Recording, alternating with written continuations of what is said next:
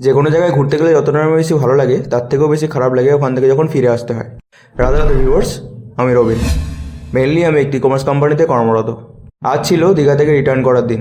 সকাল সকাল ওখান থেকে সবাই মিলে ব্রেকফাস্ট করে নিয়ে যাত্রাটা যেভাবে শুরু করেছিলাম বাসে করেই, ঠিক একইভাবে বাসে করে উঠে পড়লাম বাড়ি ফেরার জন্য।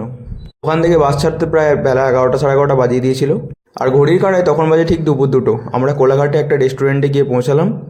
সবারই বেশ ভালো মতো খিদে পেয়েছিল, তাই ওখান থেকে জমিয়ে আগে লাঞ্চটা সবাই শেষ করলাম।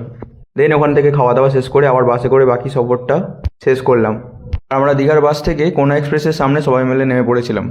আর দেন ওখান থেকে যাওয়ার জন্য একটা ওলা উবের বুক করা হলো। আর দেন আমরা গাড়িতে বসে পড়লাম যাওয়ার জন্য।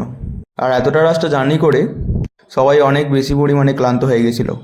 দেন আমরা ডালনবে নেবে তাদেরকে রিফ্রেশ করার জন্য 1 কাপ করে গরম চা খেয়ে নিলাম। যেসব মানুষদের সাথে গিয়েছিলাম তাদের ফুর্তির কোনো শেষ নেই। নিজেরা বাড়ি গেছে না আমাকে বাড়ি ফিরতে দিয়েছে। ওখান থেকে আমরা চলে গেলাম বালিতে শিবম বারকাম রেস্টুরেন্টে। আর আমি এসব সচরাচর এইসব জায়গাতে আসাতে একদম অভ্যস্ত নয়। যাই হোক, দোকানে বেশ একটা ভালো সময় কাটলো। ওখান থেকে আড্ডা খাওয়া দাওয়া করে ওখান থেকে ব্যাক করলাম বাড়ি ফেরার জন্য। আর এইভাবেই আরও একটা সুন্দর দিনের সমাপ্তি কাটলো। তোমরা প্রত্যেকে খুব ভালো থেকো আর প্লিজ আমায় ফলো করো। হরে কৃষ্ণা।